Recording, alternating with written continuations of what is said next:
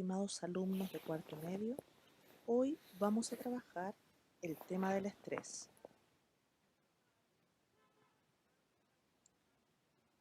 El estrés se define como una reacción fisiológica del organismo en el que entran en juego diversos mecanismos de defensa para enfrentar una situación que se percibe como amenazante o de demanda incrementada. Cuando se produce el estrés, vamos a identificar un agente estresor. Un agente estresor se define como cualquier cosa que el organismo capta como una amenaza.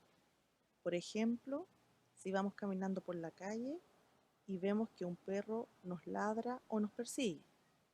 O también cuando nos enfrentamos a una prueba de alta dificultad.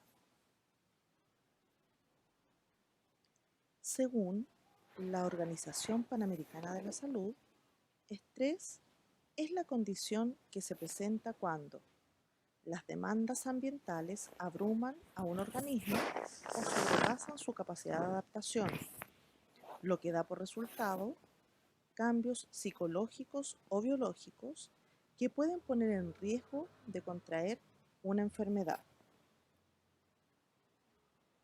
Algunas características del estrés son: es un comportamiento innato ante la amenaza. Es una respuesta defensiva o adaptativa que tiene por finalidad controlar la conducta de la persona frente a un elemento que produce estrés. El estrés es un sentimiento de tensión física o emocional. Además, puede provenir de cualquier situación o pensamiento que lo haga sentir a uno frustrado, furioso o nervioso.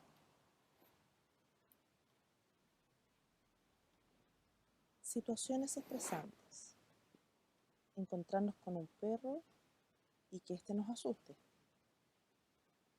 O cuando un animal se encuentra con su depredador. Antes de iniciar una prueba que consideramos de alta dificultad. O cuando no cumplimos con las normas y tenemos temor de llegar a casa. Agentes estresores. Tenemos una gran variedad de agentes estresores y uno de los que más nos afecta en estos momentos se relaciona con la pandemia.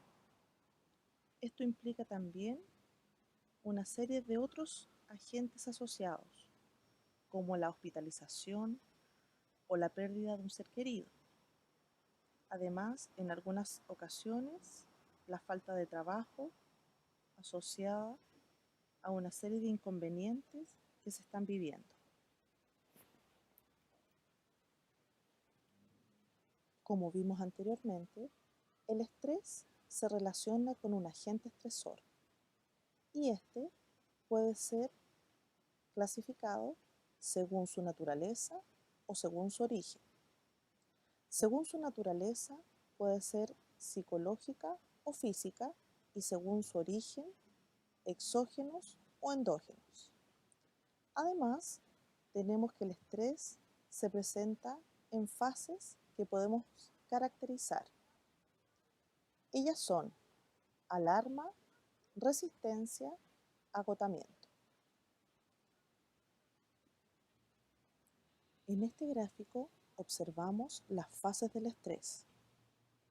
La primera corresponde a la fase de alarma, en donde nos encontramos en una situación de amenaza o peligro y el organismo se prepara para responder al estímulo, agudizando los sentidos y liberando hormonas como el cortisol y la adrenalina.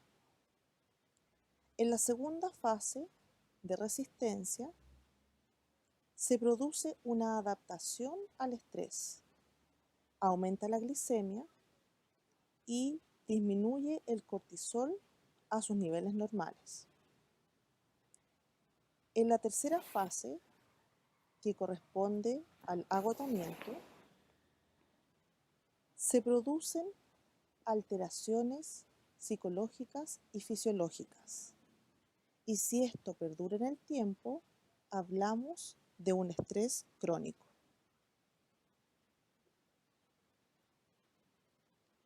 Tipos de estrés. El primero corresponde al estrés agudo. Se produce cuando nos enfrentamos a una situación de peligro. Es rápido, intenso y además se produce en un tiempo muy corto, de manera inmediata. Por ejemplo, cuando participamos en un juego de alta velocidad.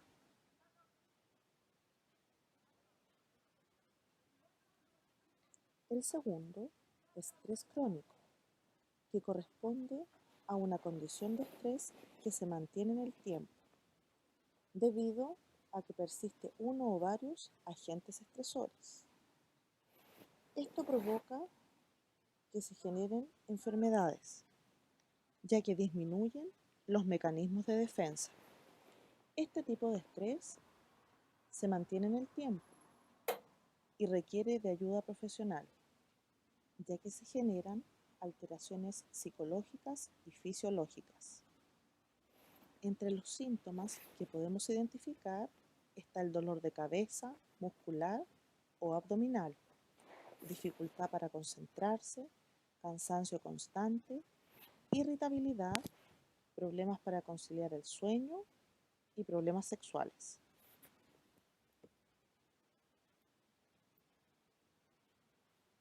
En esta imagen se describen algunos efectos corporales del estrés crónico.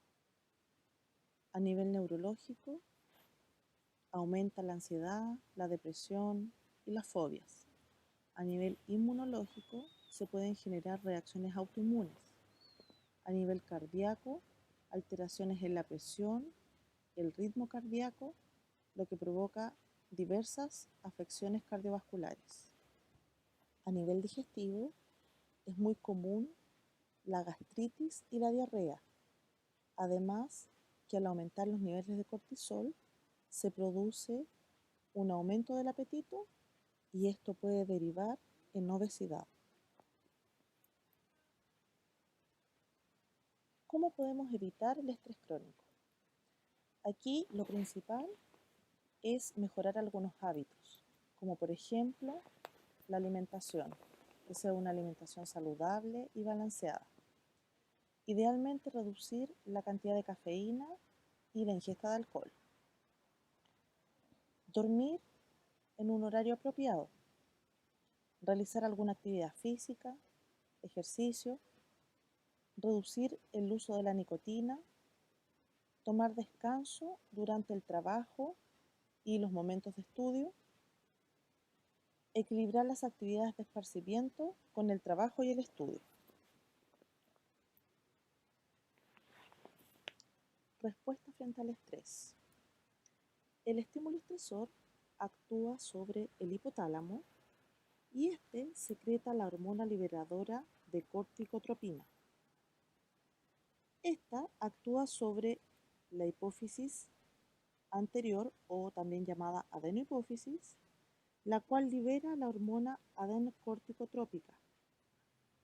Esta hormona es liberada al torrente sanguíneo y llega hasta la corteza de la glándula suprarrenal, estimulando la secreción del cortisol, que viaja también por el torrente sanguíneo hasta la célula blanca. La célula blanca puede ser el músculo, el tejido adiposo o el hígado. La función del cortisol es aumentar la disponibilidad de glucosa para ser utilizada como combustible celular.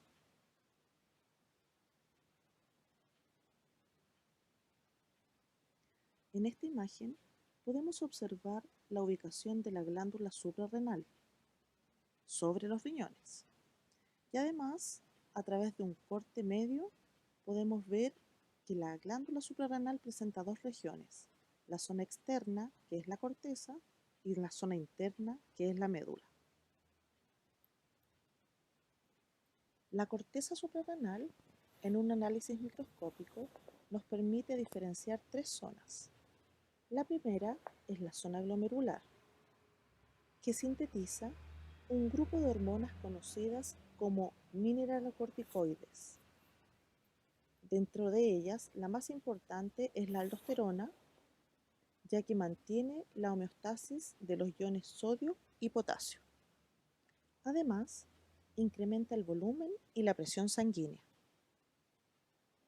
La segunda es la zona fascicular, que sintetizan una amplia variedad de hormonas llamadas en conjunto glucocorticoides. La más importante corresponde al cortisol. Su principal función es aumentar la glucosa en la sangre, estimulando la gluconeogénesis. La tercera zona es la zona reticular, encargada de producir andrógenos. La médula suprarrenal secreta adrenalina y noradrenalina, las cuales incrementan el estado de alerta, aumentando la frecuencia cardíaca, dilatando los vasos sanguíneos y además aumentando la frecuencia respiratoria. Por otra parte, los factores estresantes estimulan al hipotálamo, quien envía impulsos nerviosos hacia el sistema nervioso simpático, el cual actúa sobre la médula suprarrenal y sobre los efectores que corresponden a los músculos y las glándulas. Mediante la adrenalina y noradrenalina, permite generar una respuesta fisiológica para enfrentarse al agente estresor.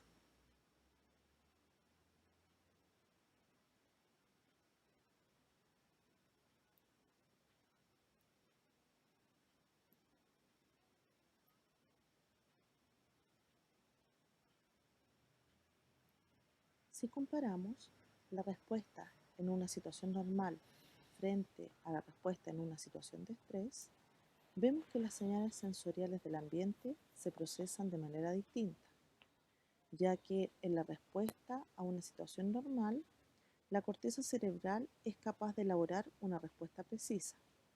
En cambio, en una situación de estrés, la respuesta es poco precisa.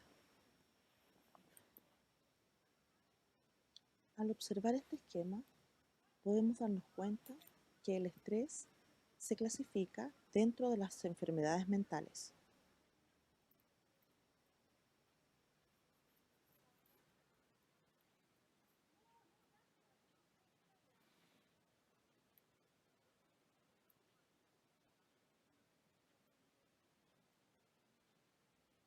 Espero que con este video hayan aprendido un poco más acerca del estrés y los invitamos a resolver la guía disponible en plataforma.